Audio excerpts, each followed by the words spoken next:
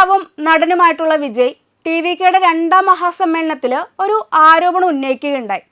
അതായത് കച്ചത്തീവ് ദ്വീപ് പ്രശ്നം പരിഹരിക്കുന്നതിൽ കേന്ദ്ര സർക്കാർ പരാജയപ്പെട്ടെന്നും അതുപോലെ തന്നെ ശ്രീലങ്കൻ നാവികസേന ഇന്ത്യൻ മത്സ്യത്തൊഴിലാളികളെ ഉപദ്രവിക്കുകയാണെന്നുമൊക്കെയായിരുന്നു ആ ഒരു ആരോപണം. ഇതിന് പിന്നാലെ തന്നെ ദ്വീപ് ഇന്ത്യക്ക് വിട്ടുകൊടുക്കില്ലെന്നും അതുപോലെ തന്നെ ദ്വീപ് ശ്രീലങ്കയുടെ ഭാഗമാണെന്നൊക്കെ ശ്രീലങ്കൻ വിദേശകാര്യമന്ത്രി വിജിത ഹെറാത്തും പറഞ്ഞുകൊണ്ട് രംഗത്തെത്തിയിരുന്നു. അപ്പോൾ യഥാർത്ഥത്തിൽ ഈ കച്ചത്തീവ് ദ്വീപില് എന്താണ് സംഭവിക്കുന്നത്? ദ്വീപ് ഇന്ത്യയുടേതാണോ ശ്രീലങ്കയുടേതാണോ എന്നുള്ള തർക്കങ്ങൾ എല്ലാ കാലത്തും ഉണ്ടായിട്ടുണ്ട്.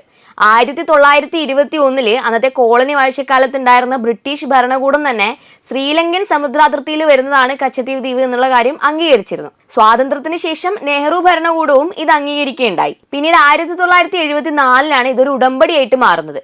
71 ഇന്ത്യ പാക് യുദ്ധത്തിന്റെ സമയത്ത് ശ്രീലങ്കയെ ഇന്ത്യന്റെ കൂടെ നിർത്തേണ്ടതിന്റെ ആവശ്യകത മനസ്സിലാക്കിയതിന്റെ ഭാഗമായിട്ടാണ് ഈ ഉടമ്പടി ഉണ്ടാവുന്നത്. ശ്രീലങ്കയുടെ പരമാധികാര പ്രദേശമായി അംഗീകരിക്കുമ്പോഴും ഇന്ത്യൻ മത്സ്യത്തൊഴിലാളികൾക്ക് അവിടെ മത്സ്യബന്ധനം നടത്താനും വലയുണക്കാനുമുള്ള അനുമതി ഉടമ്പടി പ്രകാരം ഉണ്ടായിരുന്നു. അത് ഇത്രയും കാലം പാലിക്കപ്പെട്ടു പോന്നിരുന്നതുമാണ്. മത്സ്യവിളവ് കുറഞ്ഞു വന്നതോടെയാണ് ഇരു രാജ്യങ്ങളുടെയും മീൻപിടുത്തക്കാർ തമ്മിലുള്ള തർക്കങ്ങൾ രൂക്ഷമാവുന്നത്. ഇന്ന് ഉയർന്നു വന്നുകൊണ്ടിരിക്കുന്ന വിവാദങ്ങൾ ആ തർക്കങ്ങൾ പരിഹരിക്കാൻ ഇന്ത്യൻ ഭരണകൂടം പരാജയപ്പെട്ടതിന്റെ ഭാഗമായിട്ടാണ്. അതാണ് വിജയ് ഉയർത്തുന്ന ആരോപണങ്ങൾക്ക് പിന്നിലെ യാഥാർത്ഥ്യം.